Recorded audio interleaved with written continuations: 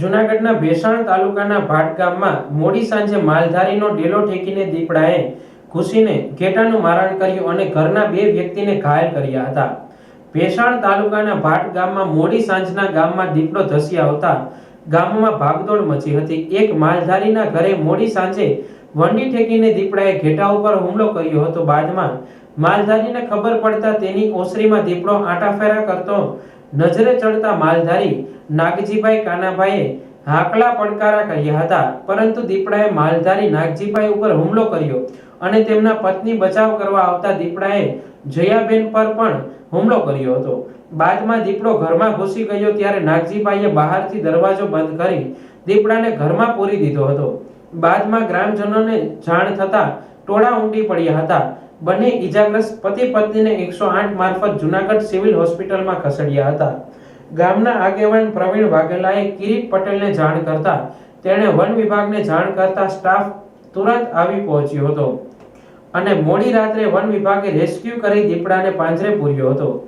આ તકે વન વિભાગના આરએફઓ મિયાત્રા ડોક્ટર કડીવાલ અને વન વિભાગના સ્ટાફે ભારે જહેમત ઉઠાવી હતી અને દીપડાને રેસ્ક્યુ કરી સકરબાગમાં લઈ જવામાં આવ્યો હતો।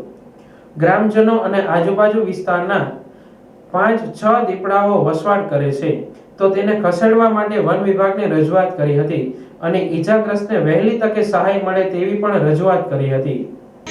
અમારા ભાટગામ ગામમાં ભરવાડભાઈ નાગજીભાઈ કાનાભાઈ સાનિયા તેની ત્યાં સાંજે 8:30 થી 9:15 વાગે દીપડાએ મારણ કરવા દિવાલ ટપીને આવેલ, એમાં મારણ કરી ઘેટાનું અને નાગજીભાઈ જરાક આગળ નીકળેલા ત્યારે એની ઉપર હુમલો કરેલો બે માણા ઉપર અને દાઢ બેહારેલ।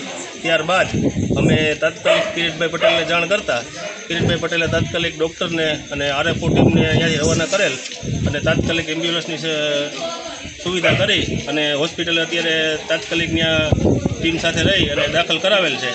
અને અમે જંગલ ખાતા તેમજ કિરીટભાઈને એટલું કહેવા માંગીએ છીએ કે આ વારંવાર અવારનવાર ભાટગામમાં ફરતી કોર દીપડા 4 થી 5 આટા મારે છે, ક્યારે કોઈ પણ માણસને ક્યારે મારી ખાય એનું કંઈ નક્કી નથી, માટે આનું તાત્કાલિક કંઈક નિવારણ કરે એવી અમારી અપેક્ષા। ખાસ કરીને માલઢોરમાં શું નુકસાન છે?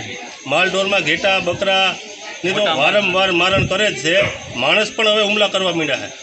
પહેલાં માલ જ ખાલી મારીને નીકળી જતા 2 દિન 4 દિન, હવે તો માણસને પણ નથી મૂકતા। અત્યારે માણસમાં કોને નુકસાન કર્યું છે? મારા કાકા હે નાગજીભાઈ કાનાભાઈ સાનિયા ભરવાડ, તેને તે ઈજા પહોંચાડેલ છે, હોસ્પિટલમાં દાખલ છે।